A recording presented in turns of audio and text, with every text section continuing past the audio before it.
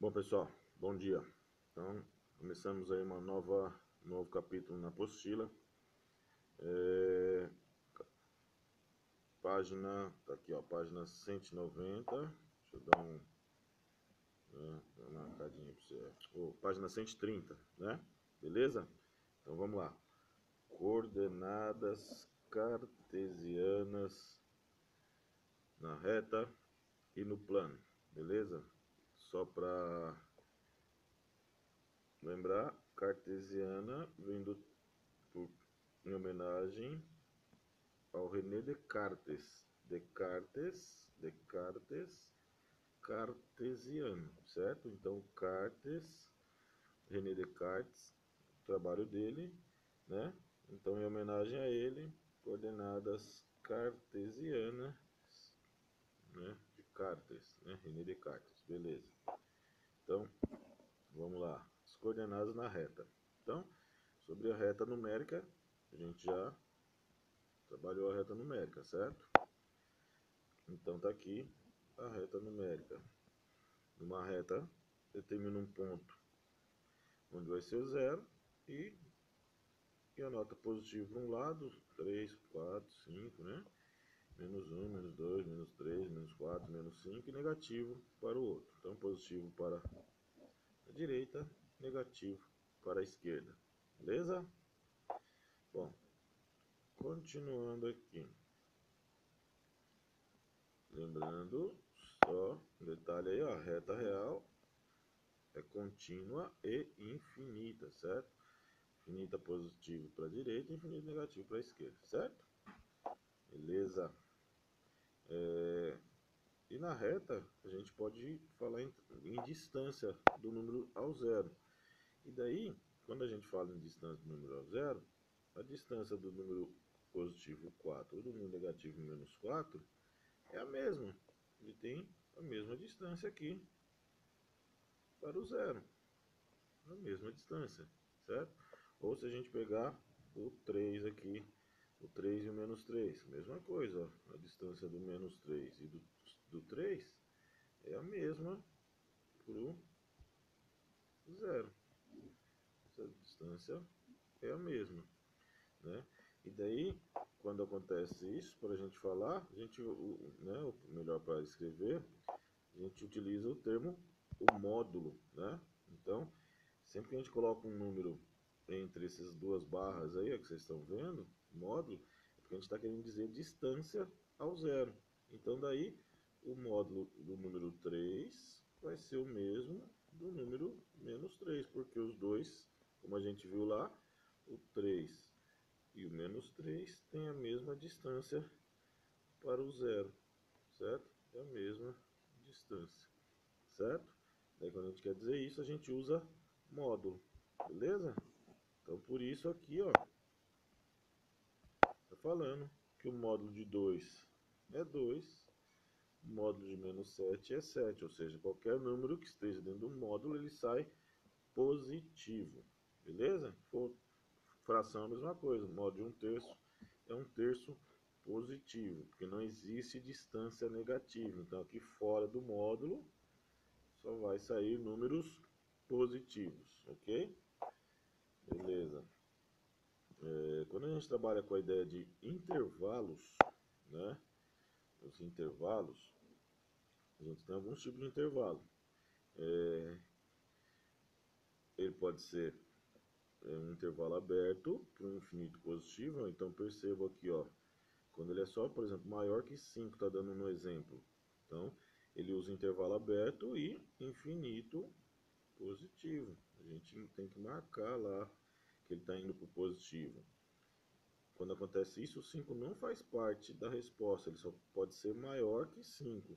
Agora, se ele for maior ou igual, então a gente usa o que a gente chama de bolinha fechada, ó.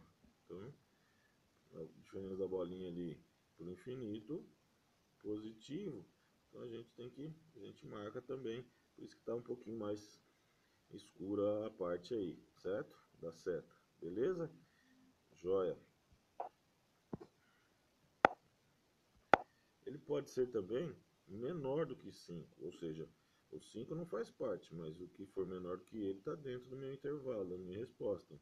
Então começa no 5 e infinito negativo, certo?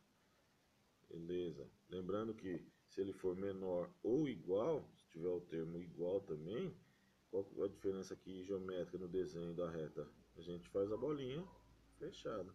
Então, a bolinha vazia, quando o 5 não faz parte, é só menor ou só maior. Daí a bolinha aberta, igual esse aqui, ó, tá vendo?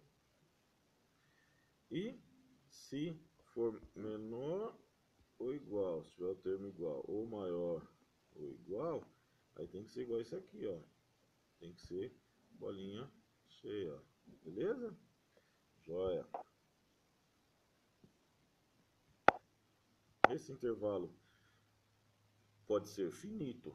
Aqui esses que a gente mostrou eram intervalos infinitos. Tinha um começo, mas não tinha fim. Aqui, agora, são exemplos de intervalos finitos. Tem começo e tem fim. Então ele pode ter começo e fim, os dois abertos. Então, pode ver aqui, ó, só tem o sinalzinho de menor. Agora, se tiver o sinal de menor com igual, né? Aí, perceba a diferença aqui, ó, bolinha cheia. Então, é como eu encho, eu pinto a bolinha para dizer que ele é um intervalo fechado. Tudo bem? Beleza. E ele pode ser, né, aberto, aberto, aberto ou fechado, fechado. Também tem outros exemplos aí que ele podia ser aberto no início e fechado no fim. Pode acontecer isso também, tá? Ou ao contrário, fechado no início e aberto no fim. São os outros dois modelinhos que não tem no exemplo aí, certo? Beleza. Então agora, daqui a pouco vocês vão fazer esse exercício 1 e 2 aí na apostila de vocês, beleza? Mas antes, eu também quero passar aqui, já continuar com vocês. Opa, na próxima página tem aí o par ordenado, certo? Quando a gente trabalha com o plano cartesiano, um termo importante é conhecer o par ordenado. Então aqui está o plano cartesiano. Eixo horizontal x, eixo vertical y. No plano cartesiano, para você achar qualquer local desse plano, então esse carinha aqui, esse ponto, está localizado aonde? Para dar a localização dele, eu preciso de duas referências. É o que o GPS trabalha para a gente, né? Que dá duas localizações, dá a localização correta no planeta. Tem mais ou menos a mesma ideia. Então ele tem que dar a coordenada do x e a coordenada do y. E por convenção, o par ordenado, então par. Por que é par? Porque são dois valores, um do x e outro do y. E é ordenado. Por que é ordenado? Porque tem uma ordem. E que ordem é essa? Sempre, o primeiro valor sempre é o x e o segundo valor sempre é o y, certo? Então par ordenado. Par porque são dois valores, um do x e o outro o do y. Ordenado porque tem uma ordem. E a ordem sempre é o x primeiro e o y depois. Se inverter a ordem, está errado, certo? Chega lá, por exemplo, o cara está no navio de guerra. Chega coordenado para ele lançar o míssil lá, o torpedo. Chega duas coordenadas certinho. Se ele inverter a coordenada, ele vai jogar o míssil no lugar errado. Pode jogar o torpedo na casa da mãe dele. Então não pode inverter as coordenadas, certo? Senão dá erro. Beleza? Joia.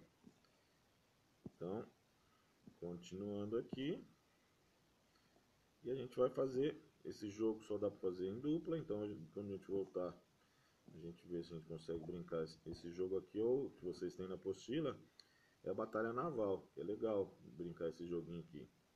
Quem tiver mais alguém em casa tentar brincar, é legal que também trabalha a questão do você aprender a utilizar o plano cartesiano e os pares ordenados, tá bom? Se tiver alguém em casa, tenta jogar com eles aí, tá bom? Só que daí precisa tirar uma xerox da apostila, porque, né, o ideal seria cada um com a sua apostila. Por isso que a gente joga em sala de aula, cada um com a sua apostila. Aí vocês só tem uma apostila, certo? Bom, mas chegamos aqui das coordenadas no plano cartesiano.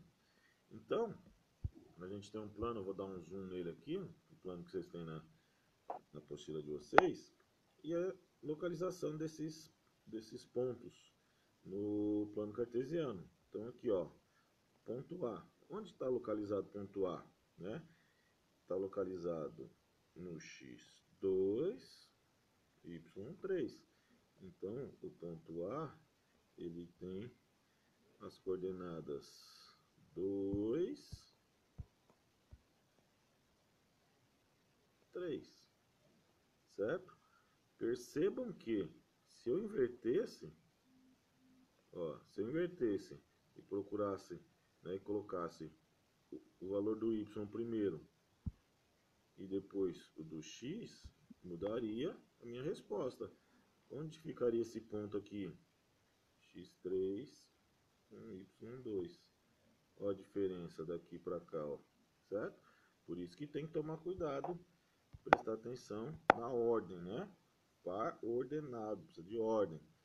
Ponto B aqui, por exemplo, qual que é a localização do ponto B? X menos 2 com y 1. Então tá aqui a coordenada do ponto B.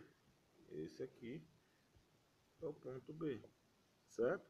Então eu posso olhar o ponto e ver qual que é a localização, ou ter a localização e localizar o ponto onde fica, um ou outro, certo? Beleza. Vamos ver aqui um outro exemplo. Ponto C. Qual que é a localização do ponto C? Então, de novo, primeiro sempre o X, ó, o eixo X aqui, ó, o X. Primeiro sempre o X, certo? Então, qual que é a coordenada do ponto C? X menos 4 com y menos 2, certo? Beleza. E, por último aqui, o ponto D. Qual que é a coordenada do ponto D? x5 com y menos 1. Beleza? Joia. E só para encerrar, percebo que aqui as duas coordenadas, deixa eu circular, percebo que esse ponto aqui, o ponto A, as duas coordenadas foram positivas. Isso acontece só aqui no que a gente chama de primeiro quadrante. No ponto B, o x era negativo, ó, e o y positivo, negativo e positivo. Isso acontece só aqui no segundo quadrante. O ponto C, as duas coordenadas eram negativas. Isso acontece aqui no terceiro quadrante. E no último aqui, o ponto D, o x era positivo, só que o y era negativo. Isso acontece no quarto quadrante. Beleza? Então, tá aqui embaixo para vocês a ideia dos quadrantes. Se falar em quadrantes, então, a gente tem que lembrar da ordem de classificação dos quadrantes. Perceba aqui, deixa eu mudar a cor só para mostrar aqui bem para vocês. Perceba aqui que ele começa aqui desse primeiro quadrante e vai no sentido anti-horário, ó, do primeiro para o quarto quadrante, ó, primeiro, segundo, terceiro e quarto quadrante, no sentido anti-horário, beleza?